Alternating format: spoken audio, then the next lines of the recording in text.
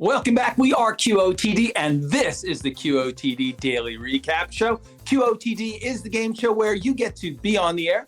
You can join us by recording your video answers to our awesome daily questions. Yes, and you can also vote for your favorite answers to determine who makes it to the weekly Big Show Championship that happens on Thursdays, including tomorrow at 8:30 a.m. Eastern Time. We're going to show you how you can make it on the air for Thursday's Big Show. We're also going to take a look at one of our favorite fan answers to today's question, which is, how do I say this? You know you can bring a support dog on Delta, right? But can you bring a cat on Continental or a rooster on Ryanair? What about a snake on Southwest? Could you bring a ferret onto Frontier? Yes. Or like a spider onto Spirit? Great puns, great puns. Well, before we get into today's question, let's take a quick look at the answer leaders from this week so far, starting with Friday's question, which is aliens, Bigfoot, and ghosts. Oh my, what out-of-the-box theories do you believe in? Well, I never believed in any of that until I had a ghost in my house, but maybe I'll do that recording and you guys can hear all about that. On Saturday, our QOTD was, you got to pick anybody to spend 2 hours with, just the two of you in the kitchen, very intensely cooking. Who are you going to choose to be with? Anybody ever? And by the way, what is it that you're making for us? Oh, the very important key component, not just who you're cooking with. What are you making? Because that also speaks volumes. Yes. What are you making for me and my little ferret friends? Well, we also have our top 3 answers for Sunday's question, which is if you've ever worked in the service industry, what's your nightmare workplace story? I had a memory of this the other day. I worked in an acai bowl place, and I had to remake someone's order like 3 times because I kept on getting it wrong. The customer gave me an order, and I just couldn't follow the directions. I eventually got it right, but it was a lot to handle. Yeah, sorry I was so picky. We've got our top 3 answers for Monday's question. What makes your pet the best pet in all the world? Everybody thinks their pet is the best for certain reasons, but we want to know if your pet's talented, if your pet's intelligent, if your pet's a good support animal, maybe. I feel bad for everybody who thinks that because they're so wrong when clearly my pet is the best pet in the whole world. Tuesday, we had a different QOTD. Here are the top 3 answers. And the question was, what's something that your parents do that drives you absolutely bananas? And you're going to, there's lots of choices out there, I'm sure. Pick one, pick a really good one, and you can make it onto the leaderboard like these guys.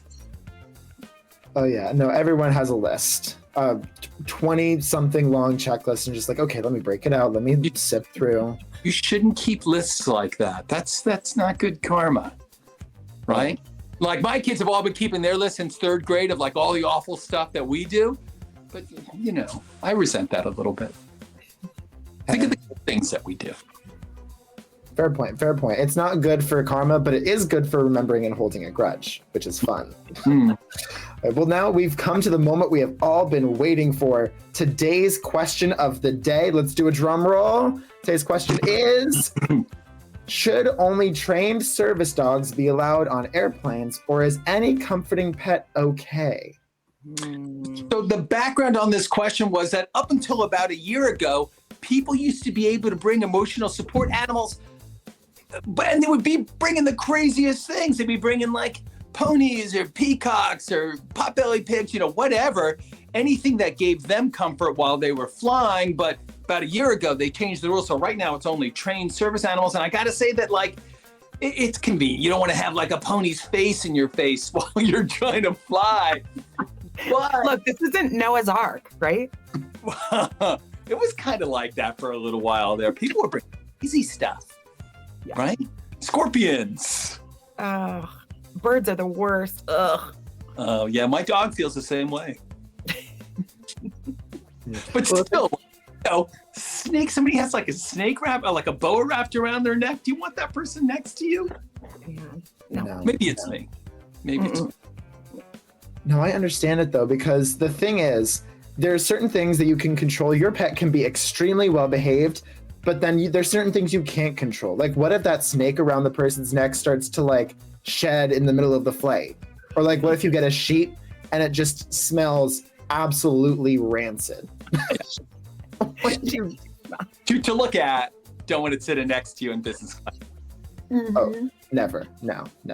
Well, we have our opinions on this question, but we also have some opinions from fans, even though this question is just a few hours old. And we want to take a moment to highlight one of our early favorites. So receiving the honor of Pet on Plane Expert, we have Tamora's answer. Let's take a watch.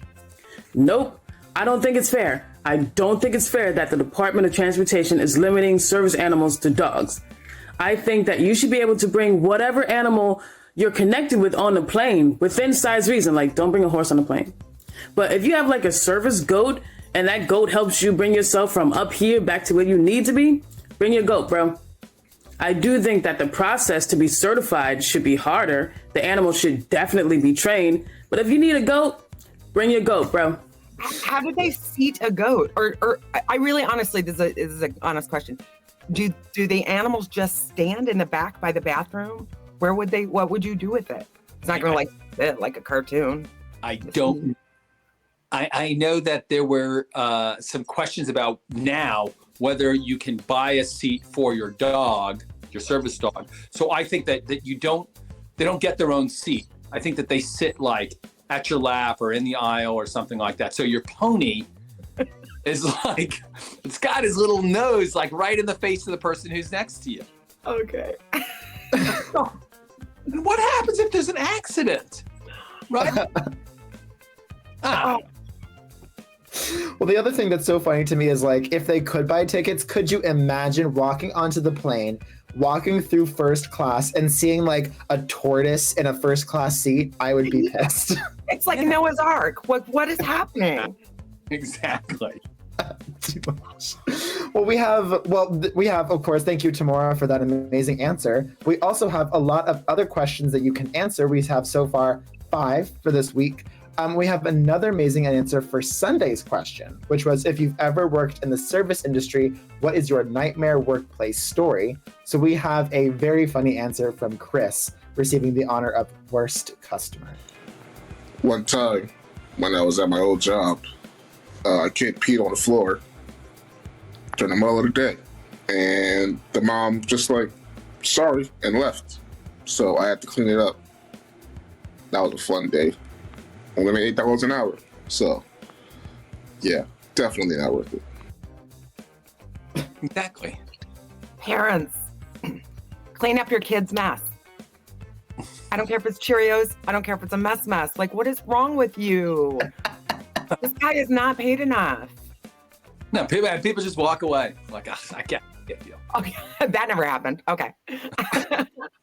Well, fans, you've got one big day left to submit your own answers for your very own chance to appear on our Thursday Big Show. That's the super fun finale hosted by Keith, JJ, Reed, and I. We'll go over the best of the best videos of the week every Thursday, 8:30 a.m.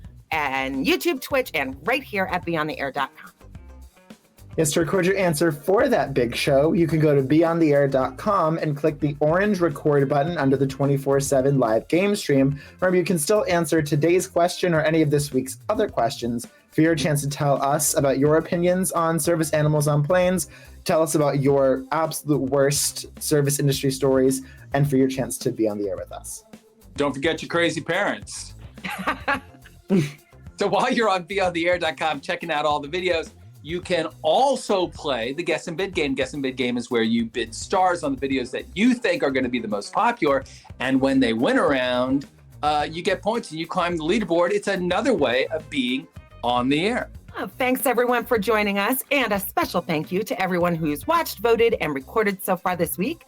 We are QOTD and beyondtheair.com signing off, and we'll see you on TV.